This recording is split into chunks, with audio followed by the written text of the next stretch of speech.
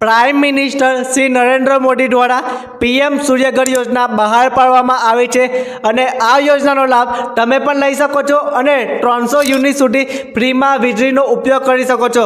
પણ કઈ રીતે તમારે લગાવવાનું છે તમારા ઘર પર સોલર પેનલ લગાવવા માટે સરકાર આપી રહી છે તમને પૈસા, તમને લોન આપી રહી છે, અથવા તો તમે લોન દ્વારા નથી લેતા અને બહાર તો તમને સરકાર આપી રહી છે સબસિડી। ગયા વર્ષ કરતાં આ વર્ષે હાઈલી સબસિડી આપવામાં આવે છે।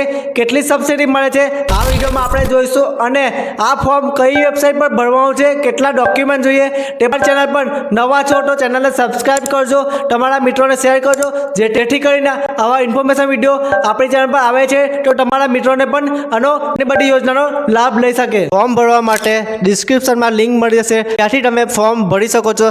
આપણે જોઈએ બેનિફિટ। આ સોલર પેનલ લગાવવાથી આપને શું બેનિફિટ મળી શકે છે અહીંયા જોઈ શકો છો।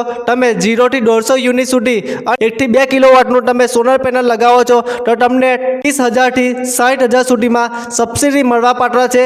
પ્લસ કે તમે 0 થી 300 યુનિટ સુધી લગાવી શકો છો અને 1 થી 3 કિલોવોટ સુધીનો તમે સોલર પેનલ તમારા ઘરમાં લગાવી શકો છો। તમને સબસિડી મળવા પાત્ર છે 78,000 રૂપિયા। અહીંયા તમે 0 થી 300 યુનિટ સુધી કોઈ પણ લગાવો છો તો એની સબસિડી અહીંયા બાજુમાં કોર્નરમાં દેખાય છે, તમે વિડીયોને પોઝ કરીને જોઈ શકો છો।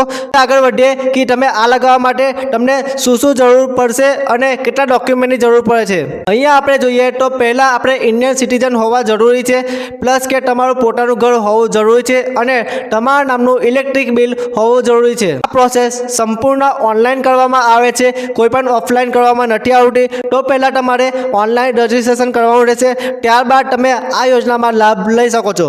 ડોક્યુમેન્ટની વાત કરીએ તો આપણે ડોક્યુમેન્ટમાં આઈડી પ્રૂફ જોઈએ, જેમ કે Aadhaar card, ration card, electric bill, address પ્રૂફમાં પણ તમે ઇલેક્ટ્રિક બિલ આપી શકો છો અથવા આધાર કાર્ડ આપી શકો છો। હવે આપણે આગળ જોઈએ તમારે ફોર્મમાં રજિસ્ટ્રેશન કઈ રીતે કરવાનું છે એ જોઈ શકો છો। અહીંયા અપ્લાયનું ઓપ્શન છે તો આપણે અપ્લાય પર ક્લિક કરીએ અને આગળ વધીએ। અહીંયા તમને બે ઓપ્શન જોવા મળે છે, રજિસ્ટર હિયર, લોગિન હિયર।